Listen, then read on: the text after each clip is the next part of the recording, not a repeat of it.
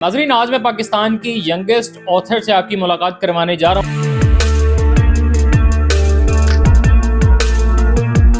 ज़्यादातर बचपन से ही मुझे इनकरेज किया गया था कि मैं बुक्स पढूं, क्रोशेटिंग और निटिंग इन चीज़ों का शौक़ रखती थी। तो उसके साथ साथ ही मैंने कोशिश की कि मैं इस बार शॉर्ट स्टोरीज़ की जगह एक नावल लिखने की कोशिश करूं, और मैंने अपना पहला नावल 9 साल की उम्र में शुरू किया और उसे 13 साल की उम्र में पब्लिश कर लिया।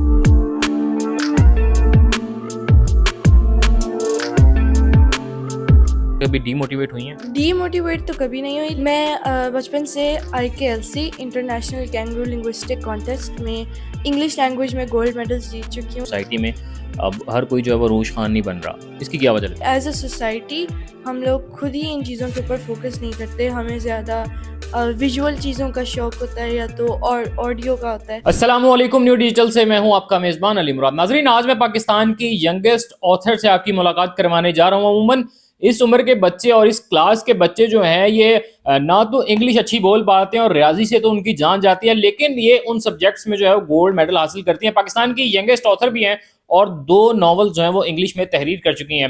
अरूज खान इनका नाम है। इनसे बात करते हैं और जानते हैं कि आखिर इतनी कम उम्री में और सिर्फ 7वीं क्लास में जो है वो पढ़ते हुए इन्होंने किस तरह 2 नॉवेल्स लिख डाले, किस तरह रियाजी और इंग्लिश पर अबूर हासिल किया। ये तमाम तर कहानी जो है वो इन्हीं की जुबानी जानते हैं कि आखिर क्यों और किस तरह ये सारा कुछ कर रही हैं। अस्सलाम वालेकुम। वालेकुम अस्सलाम। कैसी हैं आप? ठीक है? अल्हम्दुलिल्लाह मैं ठीक हूँ। अमूमन जैसा मैंने पहले भी जिक्र किया कि बच्चों की जान जाती है, इंग्लिश हो, मैथ हो, आप उन्हीं में जो है वो इतना अच्छा टॉप कर रहे हैं कि आपको मेडल्स मिल रहे हैं सब्जेक्ट्स में।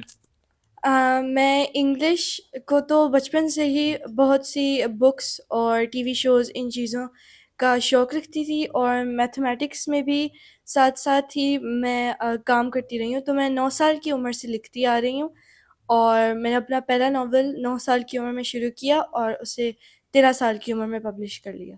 मुझे बताइएगा कि 9 साल की उम्र के बच्चे, चूँकि अब जो है वो डिजिटल एरा है और हम देखते हैं कि बच्चे जो हैं वो ज़्यादा कोशिश होती है कि अगर सोशल मीडिया का यूज़ करें, तो वो कार्टून्स और डॉक्यूमेंट्रीज़ और इस तरह की वो चीज़ें देखें जो एनिमेटेड हो और उनके अपने जो है वो उनको जो है मज़ाक के लिए हो। लेकिन आप जो है वो उसके बरक्स संजीदगी से जो है वो लिखती हैं। तो ये सारा कुछ स्टार्ट कैसे हुआ? मतलब बचपन से कोई घर में ऐसा एनवायरनमेंट था, कोई राइटर था पहले घर में? राइटर तो नहीं थे, लेकिन ज़्यादातर बचपन से ही मुझे इनकरेज किया गया था कि मैं बुक्स पढूं और ऐसी चीज़ों के अंदर यानी उन ऐसी एक्टिविटीज़ करूं। तो मैं बहुत सी एक्टिविटीज़ जैसे कि क्रोशेटिंग और निटिंग इन चीज़ों का शौक़ रखती थी, और इसके साथ-साथ शॉर्ट स्टोरीज़, क्रिएटिव राइटिंग और पोइट्री करती थी। तो उसके साथ-साथ ही मैंने कोशिश की कि मैं इस बार शॉर्ट स्टोरीज़ की जगह एक नावल लिखने की कोशिश करूं, और उसके ऊपर काम करके फिर मैंने उसको पब्लिश किया। नॉवल जो है वो आप लिखती हैं, तो मुझे पहले बताइएगा कि नॉवल का आगाज़ किया, बंदा मोटिवेटेड होता है कि मैं नॉवल अगर राइट करूँ, तो मैं यूँ-यूँ कर लूँगी। लेकिन फिर एक वक़्त आता है कि जब बंदा कहता है कि क्या रोज़ाना की रूटीन है कि मैं लिखूँ और फिर छोड़ दूँ। तो इसको मुकम्मल करना जो है वो बड़ा एक अपने आप में जो एक अचीवमेंट होती है। तो इस चीज़ के बारे में बताइएगा कि कभी डीमोटिवेट हुई हैं? डीमोटिवेट तो कभी नहीं हुई, लेकिन जब मैंने लिखना शुरू किया था तब मुझे इतनी नॉलेज नहीं थी कि बुक को आपने प्लॉट कैसे करना है और उसके ऊपर उसको स्ट्रक्चर कैसे करना है। तो जब मैं थोड़ा-सा लिखने के बाद कुछ अरसा मैंने राइटिंग को छोड़ दिया, लेकिन उसके बाद जब मैंने कुछ अच्छी बुक्स पढ़ी तो फिर मुझे ये ख़्याल आया कि मैं भी कुछ ऐसे लिखने की कोशिश करती हूँ। तो फिर मैंने फिर से द एकोज़ ऑफ एरेबस stygian पे काम करना शुरू किया और ज़्यादा नॉलेज हासिल की, रिसर्च की पब्लिशिंग और राइटिंग के ऊपर, तो साथ-साथ ही इसके ऊपर काम किया पैशनेटली।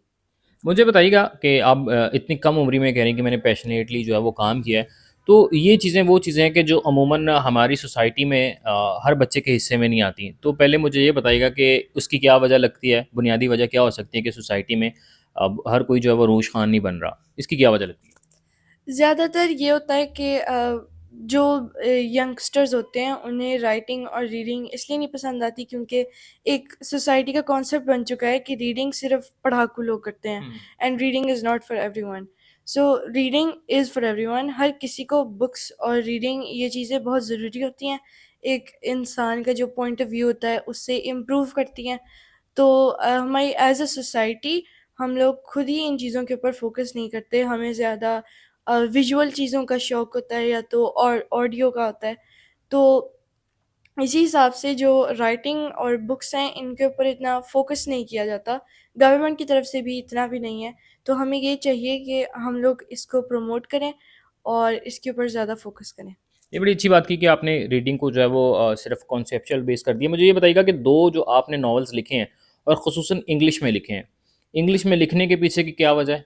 चूँकि हमारी कौमी ज़ुबान या हमारी जो हर ज़बान ज़द-ए-आम जो चीज़ें होती हैं वो उर्दू में होती हैं, तो इंग्लिश में ही क्यों लिखा?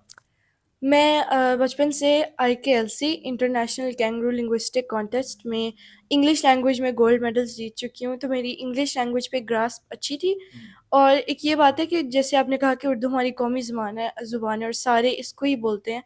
तो अगर जितनी भी चिल्ड्रंस बुक्स हैं जो कि पाकिस्तानी ऑथर्स ने लिखी हैं, वो ज़्यादातर उर्दू में थी या तो थी ही नहीं।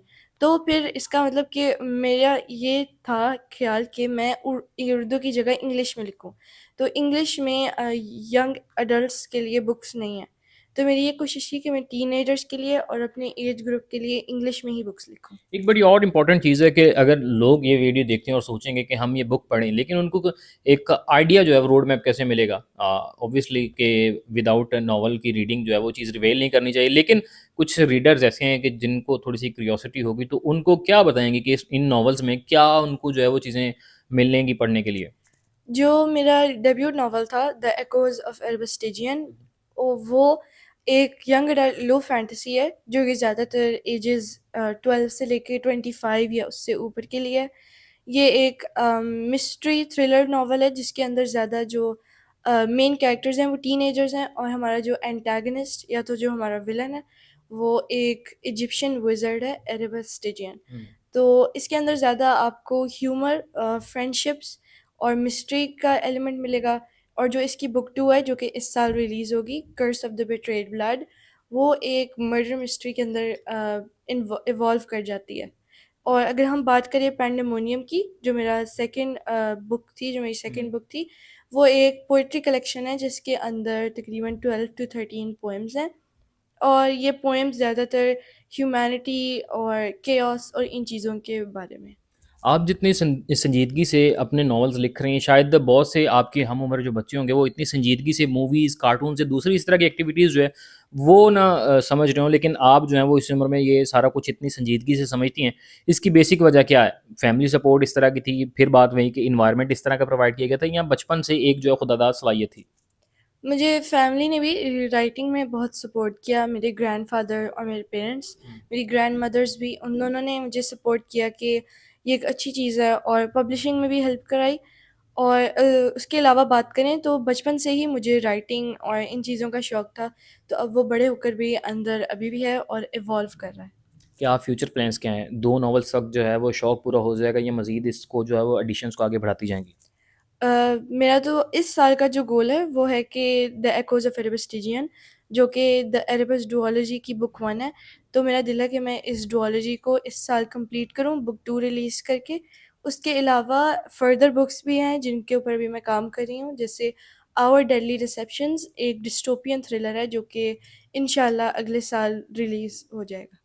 जी नाज़रीन, पाकिस्तान की यंगेस्ट ऑथर की कहानी जो है वो इन्हीं की ज़ुबानी हमने जानी और हमने देखा है कि इन्होंने जो है वो तकरीबन अपनी उम्र के हर बच्चे को मात दी है और उनकी सोच पर जो है एक निशान लगाते हुए सवालिया निशान छोड़ा है कि आप अपनी उम्र में भी बहुत कुछ कर सकते हैं। और यकीनन ऐसा मुमकिन भी है कि इन्होंने सिर्फ 13 साल की कम उम्र में जो है वो पाकिस्तान की यंगेस्ट ऑथर का जो है वो अवार्ड अपने नाम किया और साथ ही साथ जो है वो 2 नॉवेल्स भी इन्होंने इंग्लिश ज़ुबान में तहरीर कर डाले। इसी के साथ अपने मेज़बान को इजाज़त दीजिए। अल्लाह निगहबान।